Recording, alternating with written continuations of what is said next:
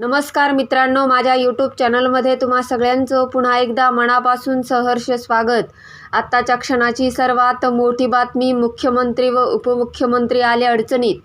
मुख्यमंत्री आणि उपमुख्यमंत्रीसह आयोजका कंपनीवर सदोष मनुष्यवधाचा गुन्हा दाखल करावा अशी शिवसेना ठाकरे गटाकडून मागणी करण्यात येते।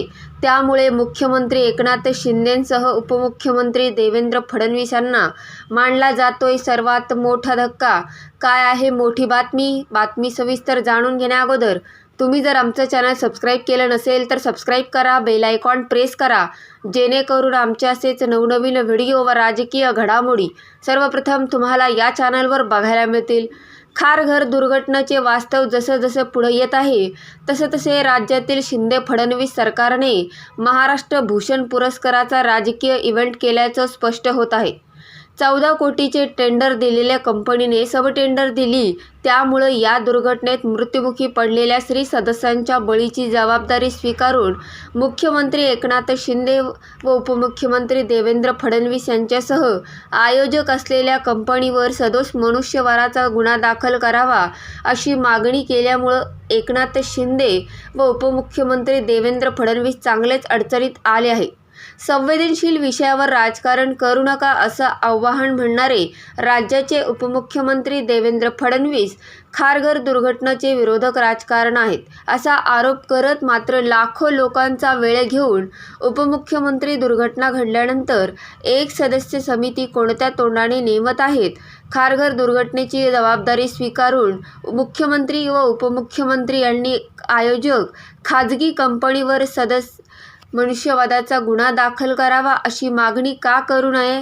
सरकारने योग्य चौकशी नाही केली तर आम्ही आंदोलन करू असा इशाराही दिलाय। दरम्यान शिंदे गटात प्रचंड संख्येने वाचनवीट तयार झाले आहे, त्यामुळे प्रत्येक वाचनवीटावर उत्तर देण्याची गरज नसल्याचा टोलाही शिंदे गटाचे नेते आणि मंत्री गुलाबराव पाटील यांना लगावला आहे। परंतु उष्माघातामुळे मृत्यू झालेल्या या सर्व लोकांच्या बळीला या ठिकाणी फक्त मुख्यमंत्री एकनाथ शिंदे व उपमुख्यमंत्री देवेंद्र फडणवीस हे जबाबदार आहेत। तसेच खारघर दुर्घटनेला सुद्धा मुख्यमंत्री व उपमुख्यमंत्री जबाबदार असल्यामुळे या उपमुख्यमंत्री व मुख्यमंत्र्यांवर आणि आयोजक कंपनीवर सदोष मनुष्यवधाचा गुन्हा दाखल करण्यात यावा अशी मागणी सुषमा गटाने केल्यामुळं शिंदे गटाला व भाजपला सर्वात मोठा धक्का मानला जातोय। मित्रांनो, तुम्हाला काय वाटतं? मुख्यमंत्री जबाबदार आहेत का या घटनेला? आपल्याला काय वाटतं या बाबतीतलं आपलं मत, अभिप्राय, प्रतिक्रिया नक्की कमेंट बॉक्समध्ये व्यक्त करा। तुम्ही जर आमचं चॅनल अजूनही सबस्क्राईब केलं नसेल तर सबस्क्राईब करा, बेल आयकॉन प्रेस करा, जेणेकरून आमचे असेच नवनवीन व्हिडिओ व राजकीय घडामोडी सर्वप्रथम तुम्हाला या चॅनलवर बघायला मिळतील। मित्रांनो, तुर्तास धन्यवाद। जय महाराष्ट्र।